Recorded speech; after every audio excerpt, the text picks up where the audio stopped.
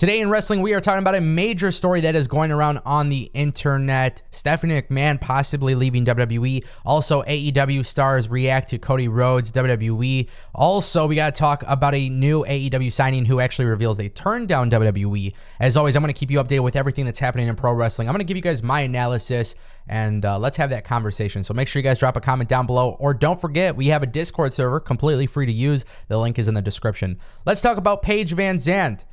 Former UFC star, now in AEW, working alongside American Top Team Ethan Page, Scorpio Sky. Obviously, you know, she is now doing some training with Gangrel, which is great. She's going to learn how to be a pro wrestler, and AEW is not wasting time. As she's learning how to be a pro wrestler, they are getting to work, and they're trying to get her on TV and everything. And, you know, I've been adamant about this. I think AEW should continue to make signings like this. But what's very interesting is Paige Vanzant was actually on Throwing Down with Renee Paquette and Misha Tate. Really awesome show. They spoke a little bit about some of the stuff that she's been doing. She actually revealed she was in talks with WWE around this time last year, and she chose to not sign with WWE because they just had different plans for her. And it was a very weird situation because Paige Vanzant is somebody that's been in the public eye for a while. Obviously, she has a massive Instagram and social media following. For those who aren't aware, Paige Vanzant had made it pretty clear that she was actually getting more money from sponsored posts and basically being like an Instagram model compared to actually getting paid in the UFC. Now, Paige Vanzant doesn't have to do UFC.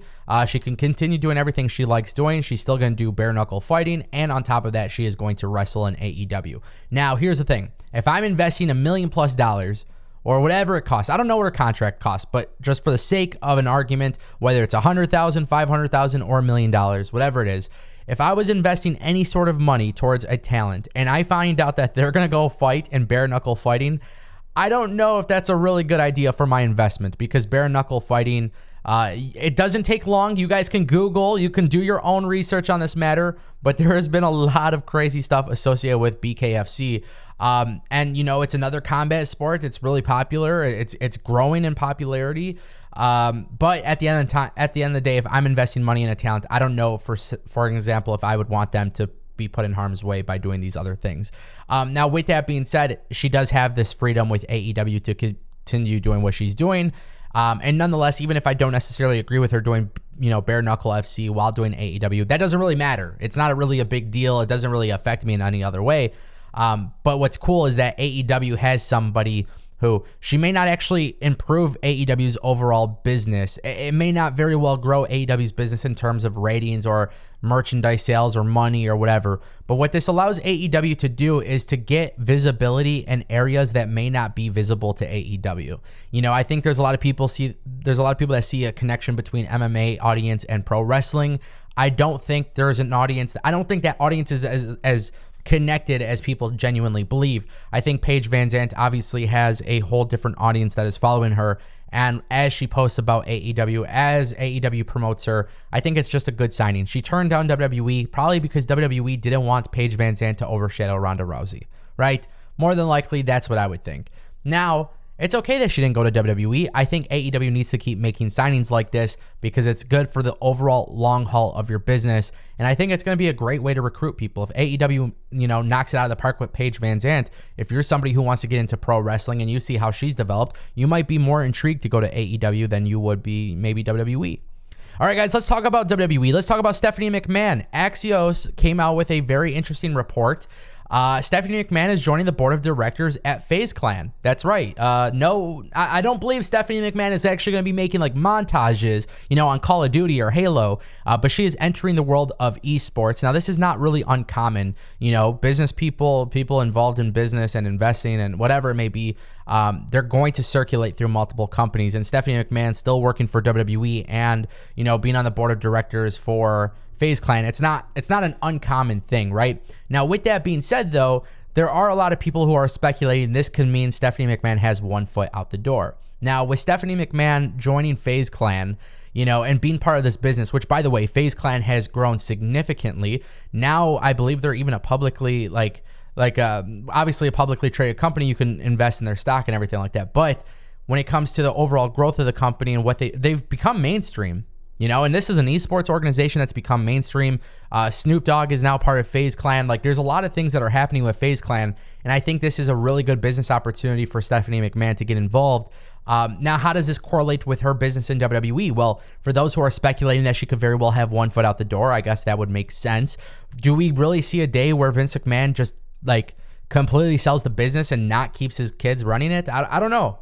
WWE has quite a few people running the show. Stephanie McMahon and Triple H are still involved. Triple H is involved with talent development, NIL, the Next in Line program.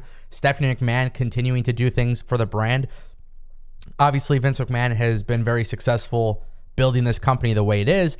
Whether you like WWE or not, that's not what we're talking about here. What we're talking about is business. Does Stephanie McMahon have one foot out the door? Now, in my belief, I don't think Stephanie McMahon would be leaving WWE because, again, it's not uncommon to see people make these kind of moves. But if WWE did sell and if Vince McMahon didn't have Stephanie and Shane and Triple H running the company, which is a very big likely outcome, right? That's possible. I mean, Stephanie McMahon could very well be preparing for her future outside of life after WWE. I don't know.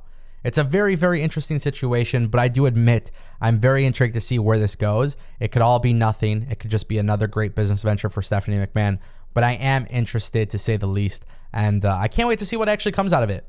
And by the way, I've been doing YouTube since like literally 2009, 2010. Different channels, gaming channels, tech channels, podcast channels, wrestling channels, gaming channels, music channels. I mean, everything you can imagine. I've been doing this for a very, very long time.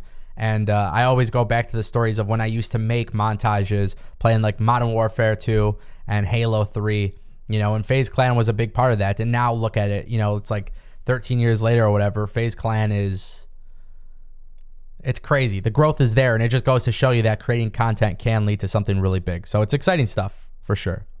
All right, guys, we're going to take a look at two images that are floating around on the internet. May 5th, 2016, I left Sports Entertainment. April 3rd, 2022, I'm back. Cody Rhodes. This is a fake quote posted by Pro Wrestling's on Instagram. But look who liked this photo. That's right. It is Kenny Omega. Whew. Sheesh. Okay, hold on. We got to take a look at the other image, though, because now we have another image, and this image is posted by Daily Accolade. Cody Rhodes during his episode of AEW Unrestricted in 2020. I want to stay an executive vice president of All Elite Wrestling, and I've told Tony this until I die. This is the end of my road. I can't necessarily go back. The others can change their minds. I really can't. Guess who liked this tweet? Matt Jackson 13, aka Matt Jackson from the Young Bucks. Now, the reason why we're talking about this is because there's been a lot of talk. Obviously, we seen the report about a week ago we talked about on the channel where an AEW EVP mentioned they made a statement about Cody versus Seth Rollins at WrestleMania. What the hell is happening here? Are these guys salty about Cody Rhodes? I don't know, but it's very interesting. A lot of people in AEW have been speaking very positively about Cody Rhodes. I haven't really seen any remarks from Kenny or Matt Jackson, but these likes on these posts are obviously a very interesting thing because it just goes to show you that they're acknowledging the stuff that everybody else in the internet wrestling community is talking about. Let me know what you guys think in the comment section down below. Sound off in the comment section or in the Discord server, and I'll see you guys next time. Thank you for watching.